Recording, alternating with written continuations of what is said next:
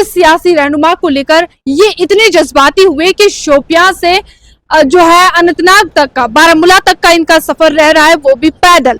आप देख रहे हैं नंगे पांव। जी हाँ, इनके पैरों में जो है तपती सड़कें हैं, गर्मी भी बहुत ज्यादा है, और ये शोपियां से अपना सफर शुरू किया है। उनके सियासी रहनुमा को ये इतना प्यार दे रहे हैं कि उनके लिए, उनके सपोर्ट में, उनके हित में ये निकले हैं, वो भी नंगे पांव। आपका नाम जानना चाहेंगे? थैंक यू, मेरा नाम मुदस्सिर छोकर। जी, मुदस्सिर साहब, आपसे जानना चाहेंगे, नंगे पांव इतना सियासी रहनुमा से आप इतना मुतासिर है कि आप जो है ये भी लिख के आए हैं, और साथ में इंजीनियर रशीद का नाम। देखिए, नंगे पांव जाना कोई नई बात नहीं है। जब एक लीडर अपने आवाम के लिए नंगे पांव चल सकता है, क्या हमें नहीं चाहिए कि अपना वो कर्ज? कौन लीडर चला कश्मीर में? तो कौन लीडर चला? 2016 में बात करूं तो इंजीनियर रशीद साहब, जो मेरे लिए 5 किलोमीटर, तब एमएलए होके 5 किलोमीटर नंगे पांव आ गए। कहाँ से, क्यों, किस? श्रीनगर में उस दिन हमारा थोड़ा मसला हुआ था, तो अनएम्प्लॉयड यूथ का एक मसला हुआ था, तो फिर हम पे थोड़ी जो आपको पता है मैनेकल्स पड़े थे, तो इंजीनियर साहब को उस दिन अननोनली मैंने कॉल किया था, तो वो 4 किलोमीटर मेरे लिए पैदल आए, वो भी नंगे पांव। तो आज मैंने सोचा चलो कर्जा ही उतार देते हैं, हक अदा करने के लिए 200 किलोमीटर चल देते हैं। हक अदा करने के लिए ये कार्ड इनके हाथ में है, लिखा है आपने सपोर्ट इंजीनियर रशीद। अभी जो है इनको सपोर्ट करने का जो माहौल है, काफी ज्यादा यूथ को देखिए तो यूथ सियासी हलचल से दूर भाग रहा है, लेकिन आप एक पढ़े लिखे नौजवान है, क्या क्यों सपोर्ट कर रहे हैं आप? मे बी पीपल में think engineer Rashid as a politician, but I think he is a vision of Kashmir. Vision of Kashmir, how? तो उसके थॉट्स को अगर आप मटेरियलाइज करोगे, कंसंट्रेट उनके थॉट्स पे करोगे, वी नीड हिम, तो दैट इज सो कि मैंने सोचा कि चलो आज चल ही देते हैं, कर्जा भी उतार देते हैं। कर्जा उतर तो जाएगा, लेकिन आपको जो है कोई आपके साथी, कोई हमरा, और आपकी जो जर्नी रही है, कितने बजे से शुरू की है आपने, ये आसान नहीं है। शोपियां उस इलाके से आना और फिर किसी पॉलिटिकल पार्टी को या किसी पॉलिटिशियन को इस तरीके से सपोर्ट करना, जानना चाहूँ। मैं सुबह 7 बजे निकला हूँ, तो इस वक्त टाइम क्या हुआ? टाइम हो रहा है इस वक्त बज गए हैं तकरीबन 2:15। तो 2:15 में पुलवामा पहुंचा। अभी मुझे 2 दिन लगेंगे, but I will definitely reach over there. Can you please show us a play card? तो it is from Shopian to Baramulla. Shopian to Baramulla, support engineer Rashid, voice of voiceless. Voice of voiceless, तो जाहिर सी बात है, he is a subaltern so far as the political dictions are concerned. He is being thought as a subaltern, as an other. Let us give this chance to other. We'll see how the way he speak. हमने देखा उसको assembly में बात करते हुए, क्यों ना एक बार मैं बारामूला के लोगों को बताने जा रहा हूँ आपके मीडियम के थ्रू, तो एक बार उसको पार्लियामेंट में सुने क्या होता है 5 साल से, देखते हैं क्या करेंगे। हर किसी को मौका मिलना चाहिए, लेकिन कहते हैं, मैंने कल ही सुना कि आजमाए हुए को आजमाना नहीं चाहिए। Still you are giving him chance, why? Because he has never been a part of parliament. It's an emotional point for you.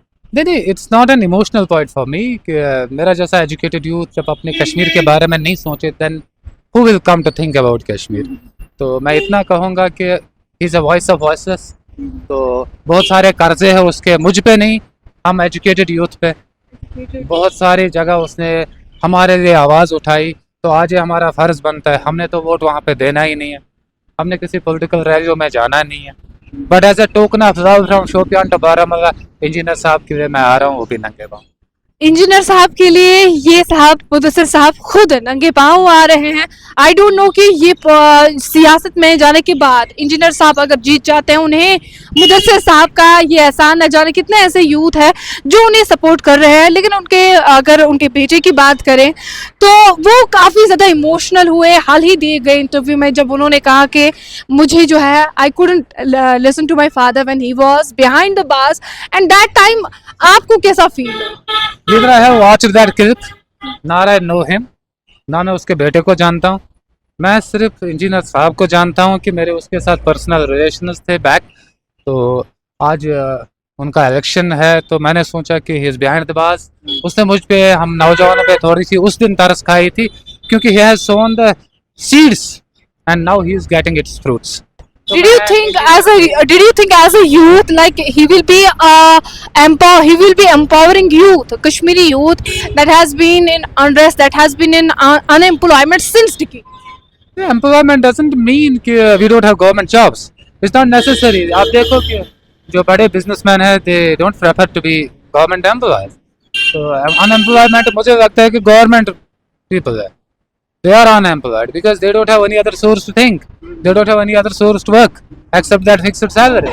मैं unemployment की बात नहीं कर रहा हूँ. मैं बात कर रहा हूँ जज्बे की. मैं बात कर रहा हूँ हमारा जो कश्मीर है, कश्मीर का मुद्दे मकसद है, ये तो किसी न किसी जगह हमने इशू रेज करने हैं. तो देखा है इंजीनियर साहब को असेंबली में करते हुए, तो तभी जाके कि एक अननोन पर्सन जो कि शोपियान में रहने वाला है और खुद रंगेट का न जान न पहचान, मेरे एक फ़ोन पे कुर्सी, असेंबली की कुर्सी छोड़ के आए क्योंकि मेरा जवान वहाँ पे खड़ा है. आज जवान खुला है, मैं कौन सा बंद हूँ, मैं क्यों ना जाऊँ उसके पास.